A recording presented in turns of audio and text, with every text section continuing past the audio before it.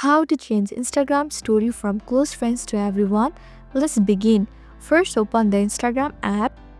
Then click on the profile icon at the top left. Now create a new story by either taking a photo or a video or selecting one from your gallery. Then share it initially with your close friend list. Since Instagram doesn't let you change the audience of a posted story, you have two options to get your story to everyone. For the first option, open your story. Then tap the green star icon at the top and click on Edit your close friend list. Now select all of your remaining followers on your close friend list. After that, tap Done to save the updated list. This way your story will be visible to all of your followers through the expanded close friend list. Alternatively, you can delete the current close friend story. Afterward, you post the same photo or a video.